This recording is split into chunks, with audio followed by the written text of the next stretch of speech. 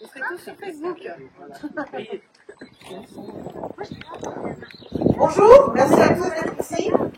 Donc, comme le disait Mickaël, je suis adjointe à la commune de Saint-Nicolas-du-Tertre, mais c'est en tant que correspondant de défense que je m'adresse à vous ce jour.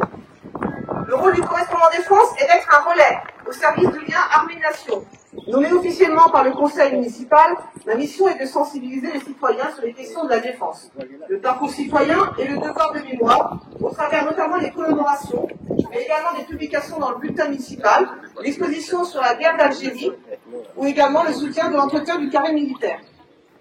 Le devoir de mémoire, c'est le thème qui nous rassemble cet après-midi pour commémorer le 80e anniversaire du débarquement de Normandie et des combats de la libération. Monsieur le maire, Mickaël Legoué, a répondu favorablement à la proposition des organisateurs pour accueillir à Saint-Nicolas-du-Tertre le relais de souvenirs. Et à ce titre, il vous a tous conviés à cette cérémonie. Le tout récent et scandaleux événement qui a marqué le monument de la Mouette à Séran rappelle combien il est important de se souvenir et de faire perdurer la mémoire. Il ne faut pas laisser l'ignorance prendre le pas et bafouer le courage et le sacrifice des résistants bretons. C'est bien pour cela qu'il faut sans cesse raviver la flamme du souvenir. Pour rappel, les coureurs sont partis le 1er juin des plages du Tabiche, après avoir traversé 53 communes et parcouru près de 400 km. La flamme du relais du souvenir arrivera demain à Séran. Ce parcours reprendra le tracé historique de la 4e division blindée de l'armée américaine de la Manche au Morbihan. Le monument de la résistance bretonne qui se dresse à Séran honore les résistants tombés dans le maquis en 1944. Le général de Gaulle en posa la première pierre de cette immense lanterne ornée de 4 croix de Lorraine en 1947. Aujourd'hui, et pour terminer cette 4e journée du relais du souvenir, les coureurs partis de Basse-Bretagne ce matin prendront la direction de Ruchac-Pumalet-3 pour rejoindre Saint-Marcel. Saint-Marcel a en effet abrité le plus grand maquis breton où s'est déroulé le 18 juin 1944 un combat mémorable de l'histoire de la France et de la Bretagne. Avant même que les avions débarquent en Normandie, des parachutistes de la France libre ont été largués sur la Bretagne. Le musée de la résistance en Bretagne en fait de précieux témoignages. Avec Yves et Jean-Paul Dubois, Louise et Aïda, nous avons prévu de vous lire des lettres de combattants français, américains, canadiens, et un autre d'un combattant allemand, tous victimes de la folie de cette guerre qui a fait environ 50 millions de morts civiles et militaires de tous âges et nations confondues. Donc les enfants, à la fin de votre commémoration, on vous remettra un petit questionnaire et je vous souhaite une bonne cérémonie et vous remercie tous encore de votre présence.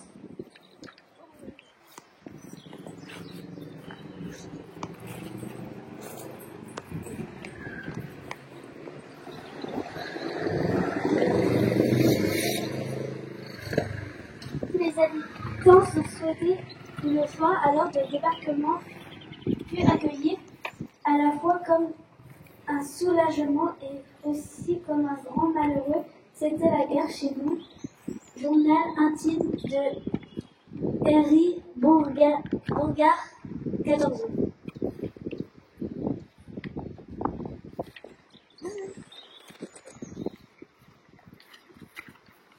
Le vent souffle fort en province du nord-ouest alors que nous avançons vers la terre. Dans la pâleur grise de l'Aude, l'embarcation de fer ressemble à un cercueil de 12 mètres, prenant des paquets d'eau vert qui retombent sur les têtes cassées, les hommes serrés, épaule contre épaule, dans l'inconfortable, l'insupportable, la dure solitude des soldats allant au combat. Ernest Hemingway. Nation de notre pays, je vous écris cette lettre car, comme je suis aux avant-postes, peut-être n'arriverai-je pas jusqu'à vous avant la fin de la guerre. J'ai tenu quand même à vous écrire cette lettre pour que vous sachiez ce que j'ai fait. J'ai raillé la France libre, je suis entré dans l'armée du général de Gaulle, je suis entré dans ce que l'on appelle ici en Angleterre commando, après un dur entraînement. J'en suis fier, que m'importe de mourir. Je n'ai pas peur des balles, mais je veux qu'après la guerre, vous n'ayez pas peur de citer le nom de votre fils et à en rougir. La haine du Boche nous tient au cœur. car nous savons qu'ils ont torturé et nous ont assassinés. C'est un Américain qui a écrit ça apparemment. Lettre d'un Canadien. Devant nous, deux petits dragueurs de mines qui semblent bien inoffensifs. Derrière nous, des milliers de navires glissent silencieusement dans la mer hostile. À bord, aucune jovialité. Quelques-uns écrivent une dernière lettre. D'autres font semblant de dormir et plusieurs vérifient ces armes dont leur vie va dépendre. C'est ainsi qu'à l'aube, vers 4 heures du matin, nous voyons à l'horizon la ligne sombre de la côte normande. Elle semble peu éveillée, pas de tir nourri, pas d'émotion visible. Nos péniches prennent la position de lancement en attendant l'ordre du débarquement. Léo Verlier-Py.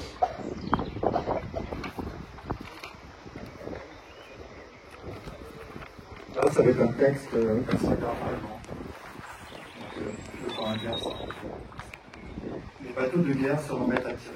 Les obus hurlent à nouveau. C'est alors que se déchaîne un barrage d'artillerie sur les obstacles de la mer. Une partie des troncs d'arbres est déchiquetée. Certains brûlent lentement. Mètre après mètre, le rouleau de feu s'avance. Un rouleau monstrueux de brouillard et de fumée tournoie avec des craquements assourdissants, des hurlements, des sifflements et des crissements abattant tout et s'avançant vers nous. Le rouleau de feu prend son temps. Il sait que nous ne pouvons pas lui échapper. C'est écrit par Franz Docker. Il faut savoir que ce soldat a été blessé peu de temps après et évacué quand même sur le front en arrière. Ce jour-là, il y a quand même 12 000 soldats qui sont morts sur le plage, sur les 150 000 qui ont débarqué.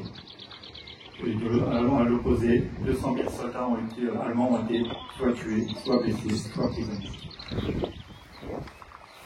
Merci.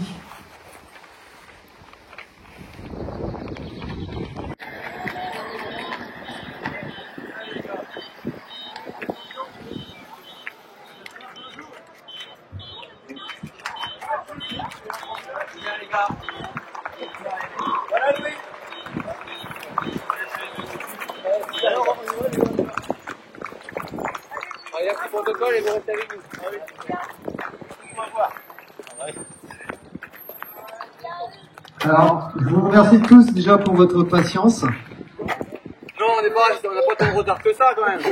Non. Donc, bonjour à toutes et à tous. C'est avec émotion que je vous accueille ici devant notre monument aux morts pour honorer le 80e anniversaire du débarquement et de la libération de la France le 6 juin 1944. Nous accueillons le flambeau parti d'Utah Beach depuis le 1er juin et relayé par des coureurs, hommes et femmes de la police nationale, gendarmerie, milieu sportif des armées, ainsi que des jeunes athlètes du territoire et de la commune. Je pense qu'on peut les applaudir. Donc les relayeurs vont se diriger vers le monument aux morts pour rendre hommage aux combattants de ce conflit pendant la Seconde Guerre mondiale de 1939 à 1945. Cette course, organisée par le comité du relais du souvenir en Morbihan, permet de rappeler et soutenir l'action du Bleuet de France, qui est une œuvre caritative issue de la Première Guerre mondiale. Le Bleuet de France est la seule œuvre à agir concrètement pour aider les ressortissants de l'Office national des anciens combattants et victimes de la guerre qui rencontrent des difficultés. Il est essentiel que notre présence, ainsi que celle des anciens combattants, favorise la transmission de la mémoire et des valeurs républicaines aux jeunes générations. Devant cette stèle commémorative, nous allons rendre hommage aux combattants de ce conflit. Rosen, tu souhaites ajouter un petit mot ?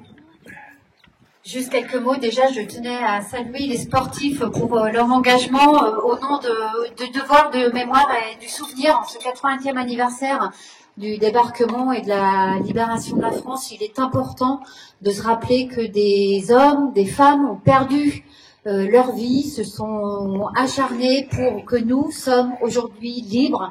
Ils ont fait acte de courage, de bravoure. Il ne faut jamais oublier leur force, car aujourd'hui nous sommes libres. Et donc je salue les sportifs qui portent cette flamme pour ne jamais oublier. Je salue également la présence de nombreux enfants cet après-midi, car ce sont les citoyens de Debain. Et à eux de faire vivre le devoir de mémoire et de ne jamais oublier.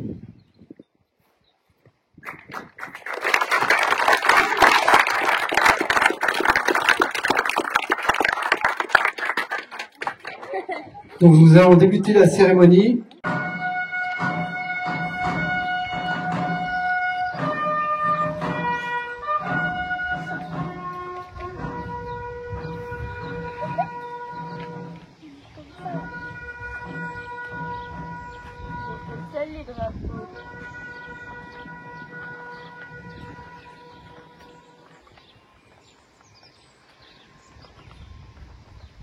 Nous allons procéder à une minute de silence.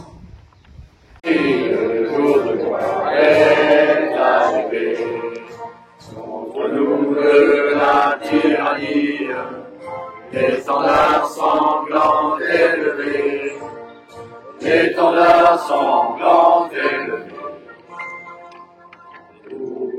Dans ces féroces soldats, qui est dans nos mains.